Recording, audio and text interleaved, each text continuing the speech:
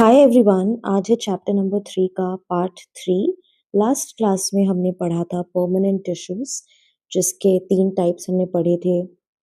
Protective tissue जिसमें epidermis था, supporting tissue जिसमें स्क्लेरेंकाइमा, कोलेनकाइमा, पेरेन्काइमा था, एंड देन लास्टली हमने उसमें पढ़ा था वैस्कुलर टिश्यूज, जिसके अंदर हमने जाइलम और फ्लोएम के बारे में पढ़ा था। And we have left the last class till here. तो आज हम यहाँ से कंटिन्यू करेंगे। So far as we have studied different types of plant tissue based on their functions, which is protection, support and conduction. अभी तक हमने जितने भी टाइप्स पढ़े हैं प्लांट टिश्यू के बेस्ड ऑन देयर फंक्शन, चाहे वो प्रोटेक्शन हो, चाहे वो सपोर्ट हो, चाहे वो कंडक्शन हो, in a plant body these tissues do not work alone. ये जिन भी टिश्यूज के बारे में हमने पढ़ा, ये अकेले काम नहीं करते हैं, ये ऑर्गेनाइज होते हैं और लार्जर ग्रुप्स में काम करते हैं, जिसे हम टिश्यू सिस्टम कहते हैं। अगर आप डायग्राम 3.10 देखोगे तो इसमें भी आपको टिश्यू सिस्टम, ये सारा क्या दिखाई दे रहा है, ये टिश्यू सिस्टम दिखाई दे रहा है। Alright, plant tissues are organised into 3 tissue system. जो प्लांट टिश्यू है वो ऑर्गेनाइज्ड है इनटू 3 टिश्यू सिस्टम। सबसे पहले है dermal tissue system. This forms the outer covering of the plant. It protects the inner parts and reduces water loss. So जो सबसे पहला टिश्यू सिस्टम है वो डर्मल टिश्यू सिस्टम है। ये सबसे आउटर कवरिंग बनाता है प्लांट की, और ये प्लांट को अंदर के पार्ट्स, मतलब इस प्लांट को कैसे प्रोटेक्ट करता है, इनर पार्ट्स को प्रोटेक्ट करता है क्योंकि आउटर कवरिंग है, और वाटर लॉस का भी रिडक्शन करता है ये। तो अगर डायग्राम में हम देखें तो ये टिश्यू आपको दिख रहा है, epidermal tissue system.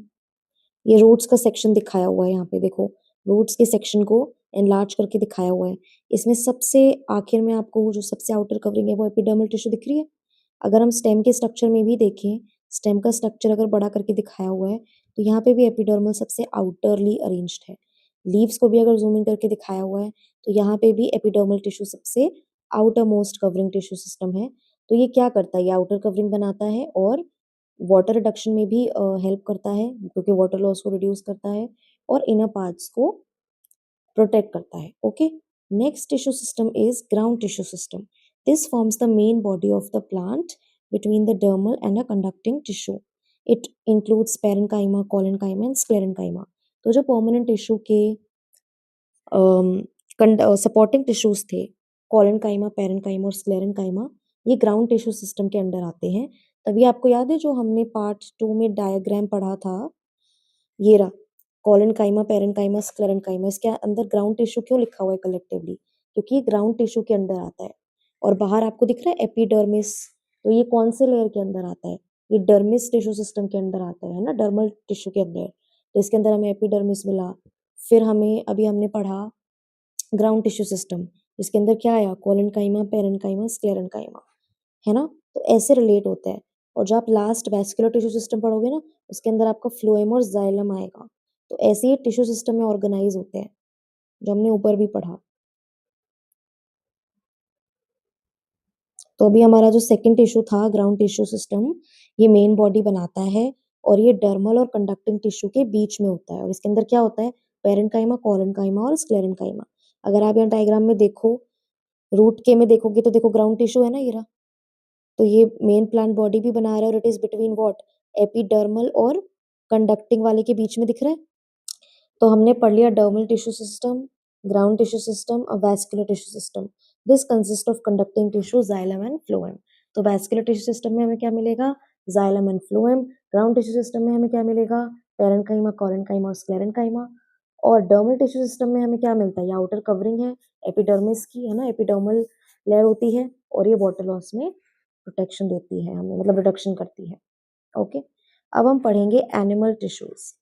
Like plants, animal cells also group together and specialized in performing different functions.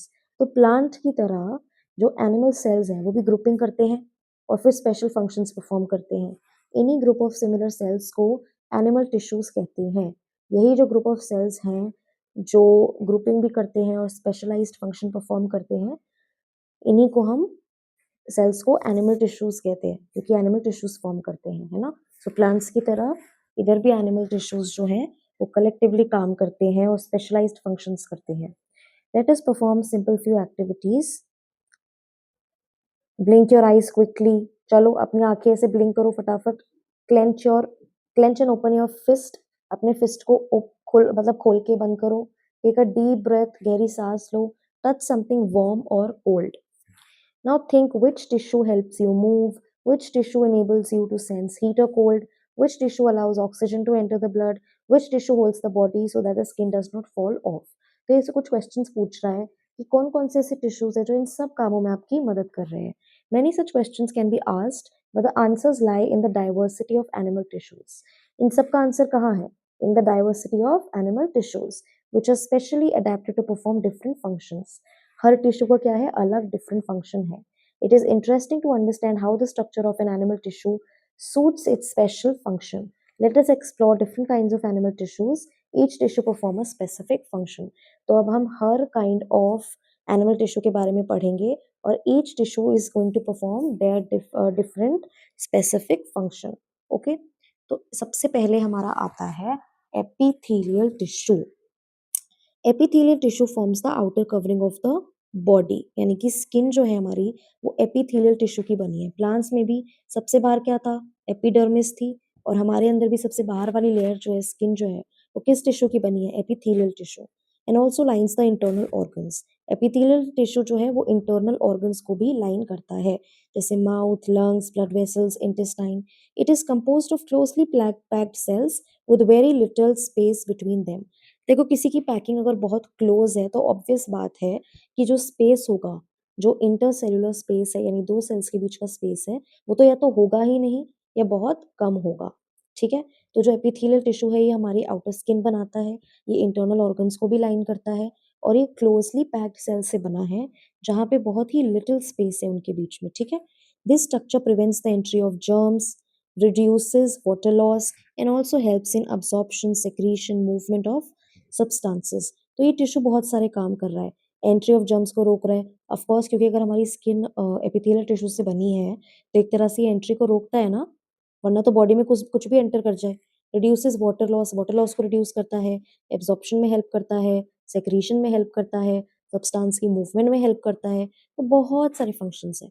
Different type of epithelial tissues are structurally adapted to perform different functions. अब epithelial tissue के भी different parts होते हैं, different types होते हैं जो और अलग-अलग function करते हैं.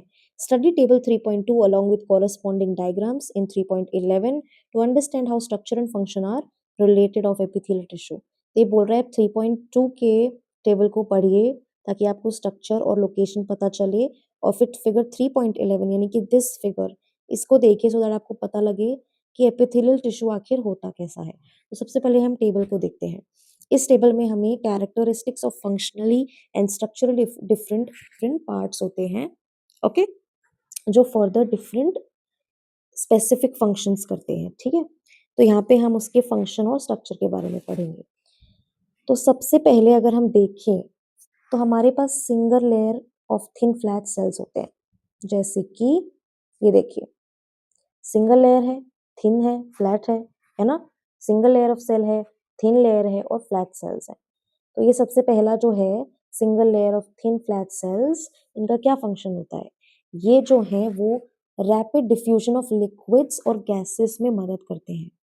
और इनकी लोकेशन क्या होती है? ये टिश्यूज की लाइनिंग करते हैं, ब्लड वेसल्स और लंग्स के टिश्यूज को. अब देखो एपिथेलियल टिश्यू का मैंने आपको बताया कि एक तो स्किन में मिलता है और ये इंटरनल ऑर्गन्स को लाइन भी करता है, और इसके डिफरेंट पार्ट्स होते हैं, डिफरेंट टाइप्स होते हैं जो और आगे डिफरेंट फंक्शंस करते हैं.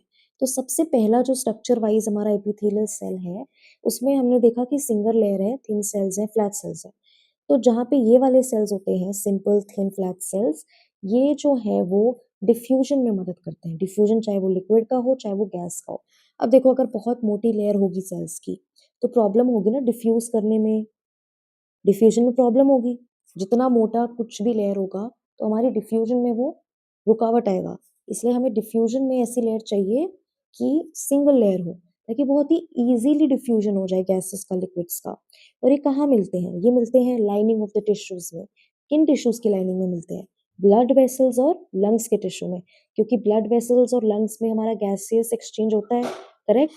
हम इनहेल करते हैं जो बाद में लंग्स के एल्वियोलाई में जाके हमारे ब्लड कैपिलरीज और ब्लड तक पहुंचता है, और फिर वो ब्लड वेसल्स और blood capillaries further different tissues, different body parts में पहुंचाते हैं ऑक्सीजनेटेड ब्लड को, ऑक्सीजन को। तो ये जो डिफ्यूजन हो रहा है ब्लड वेसल्स में, लंग्स में, इधर कौन सा एपिथेलियम होगा? ये सिंगल लेयर वाला, क्योंकि इसको डिफ्यूजन कराना है। ठीक है, अब नेक्स्ट क्या है, मेनी लेयर्स ऑफ सेल्स अगर है, the outer cells are flat and tightly packed. ये देखिए मेनी लेयर्स है। अभी यहाँ पे हमने सिंगल लेयर देखी थी, अभी अभी हम मेनी लेयर ऑफ सेल्स देख रहे हैं।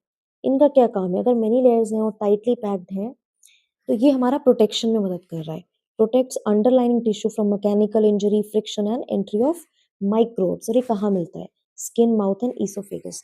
तो जो आपको स्किन का एपिथेलियम है वो मेनी लेयर्स से बना हुआ है, तभी तो वो आपकी प्रोटेक्शन कर रहा है कि कोई भी एंट्री नहीं हो रही है माइक्रोब्स की। करेक्ट। ये माउथ में भी मिलता है और ये ईसोफेगस में भी मिलता है। माउथ और ईसोफेगस में भी ये क्या करता है? माइक्रोब्स की एंट्री, स्किन में खैर माइक्रोब्स की एंट्री को ये प्रिवेंट कर रहा है, और माउथ और ईसोफेगस में ये मैकेनिकल इंजरी से बचा रहा है, फ्रिक्शन से बचा रहा है। ठीक है, अगर मान लो ये वाला सिंगल लेयर का सेल होता माउथ में, ईसोफेगस में, स्किन में, तो आप मुझे बताओ बहुत ही आसानी से माइक्रोब्स भी चले जाते ना हमारे बॉडी के अंदर। और जो मैकेनिकल इंजरी है, जैसे हम खाना खा रहे हैं, है ना, ईसोफेगस का क्या काम होता है? हमने खाना खाया तो माउथ से स्टमक तक लेके जाना, है ना, उस कॉन्ट्रैक्शन से जो ईसोफेगस में होता है ना। तो ये जो फ्रिक्शन से बचा रहा है, मैकेनिकल इंजरी से बचा रहा है, अगर ये सिंगल लेयर का होता तो ये सब काम नहीं कर पाता। इसलिए सिंगल लेयर वाला जो एपिथेलियम था वो एक्सचेंज में हेल्प कर रहा था, डिफ्यूजन में हेल्प कर रहा था, जो ब्लड वेसल्स और लंग्स में मिल रहा था। जो मेनी लेयर्स ऑफ सेल्स हैं ये प्रोटेक्शन में काम करते हैं, और ये कहाँ मिलते हैं? स्किन में, माउथ में, ईसोफेगस में। आपको एग्जाम्पल्स भी याद रखने हैं और आपको फंक्शंस भी याद रखने हैं। It is very important. अगर आप 11th-12th में बायो एज अ सब्जेक्ट लोगे तो आप ये सब फिर से पढ़ोगे, प्रॉपर चैप्टर है इस पे। ठीक है, तो आपको अभी ये समझना बहुत इंपॉर्टेंट है। Next, cells specialized for producing and releasing substances may be cuboidal और columnar। तो अभी तो हमने जो सेल्स देखे फ्लैट थे, चाहे वो सिंगल लेयर हो या मेनी लेयर ऑफ सेल्स हो, फ्लैट ही थे ना। देखो ये भी फ्लैट सेल्स हैं, ये भी फ्लैट सेल्स हैं। करेक्ट, बस ये सिंगल लेयर था और इसकी मेनी लेयर्स हैं। ऑल राइट, तो अब जो हम पढ़ रहे हैं, सेल्स अगर स्पेशलाइज्ड है कुछ भी प्रोड्यूस करने के या कुछ भी रिलीज करने के लिए, तो या तो वो क्यूबॉइडल होगा या वो कॉलमिनार होगा। देखो ये तो कॉलमिनार सेल्स हैं, लंबे लंबे। क्यूबॉइडल होते हैं क्यूब जैसे, कॉलमिनार होते हैं ऐसे कॉलम्स जैसे बड़े बड़े। ठीक है, तो जो सेल्स कुछ सेक्रीट या प्रोड्यूस कर रहे हैं या तो वो क्यूबॉइडल होंगे या वो कॉलमिनार होंगे। ठीक है, इनका सेक्रीशन क्या होता है, सॉरी इनका फंक्शन क्या होता है? इनका फंक्शन होता है सेक्रीशन, जो अभी हमने यहाँ देखा भी कि कुछ प्रोड्यूस कर रहे हैं, कुछ रिलीज कर रहे हैं। तो ये क्या प्रोड्यूस करते हैं, क्या सेक्रेट करते हैं? म्यूकस को, हॉर्मोन्स को, एंजाइम को, स्वेट को, सलाइवा को। और ये कहाँ मिलते हैं?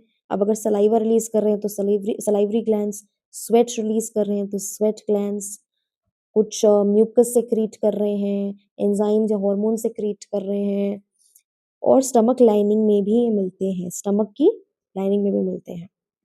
ठीक है, तो इसको हम कैसे याद रखेंगे? देखो अगर सेल क्यूबॉइडल हुआ या कॉलमनार हुआ तो हम समझ जाएंगे कि इसका कुछ तो स्पेशल फंक्शन है। और स्पेशल फंक्शन में हमने क्या पढ़ा कि या तो वो कुछ प्रोड्यूस कर रहा है या कुछ रिलीज कर रहा है। अब प्रोडक्शन किन किन चीजों का होता है? देखो हमारी बॉडी में हॉर्मोन्स का प्रोडक्शन होता है, स्वेट का प्रोडक्शन होता है, सलाइवा का प्रोडक्शन होता है, एंजाइम्स प्रोड्यूस होते हैं, है ना, सेक्रीशन होता है, प्रोडक्शन होता है, म्यूकस सेक्रीट होता है। तो ये सारे हमारे प्रोडक्शन और सेक्रीशन वाली चीजें है ना, तो ये कहाँ मिलेंगी? कहाँ? और सलाइवरी ग्लैंड्स में, स्वेट ग्लैंड्स में और स्टमक लाइनिंग में। तो सबके एग्जाम्पल भी याद होने चाहिए। नेक्स्ट अगर हम पढ़ें तो specialised receptor cells having hair like cilia. देखो इस डायग्राम को अगर आप देखोगे तो इसमें आपको सीलिया दिखाई देगा, दिख रहा है? सीलिया, सीलिया क्या होता है? हेयर लाइक प्रोजेक्शंस होता है। सीलिया क्या होता है? Hair like projections. ये क्या करते हैं? इनका सेंसरी फंक्शंस होता है, स्मेल का, टेस्ट का, साउंड का, बैलेंस का। और ये कहाँ मिलते हैं? अब स्मेल, टेस्ट, साउंड, बैलेंस कहाँ मिलेगा? बैलेंस में, साउंड में तो इनर ईयर में, कान का काम है ये, है ना। स्मेल में, टेस्ट में कहाँ मिलेगा? नाक में, टेस्ट बर्ड्स में यानी माउथ में। तो अगर आपको डायग्राम में दिखे कि एपिथेलियल सेल के ऊपर सीलिया लगे हैं, हेयर लाइक प्रोजेक्शन लगा है, मतलब इनका कुछ स्पेशल रोल है, इनके पास स्पेशलाइज्ड रिसेप्टर्स होते हैं। ठीक है, तो ये सेंसरी फंक्शंस में हेल्प करते हैं, स्मेल में, टेस्ट में, साउंड में, बैलेंस में। और ये नॉस्ट्रिल्स में मिलते हैं, टेस्ट बड्स में मिलते हैं और इनर ईयर में मिलते हैं। Last is single layer of toll pillar like cells often with hair like structure.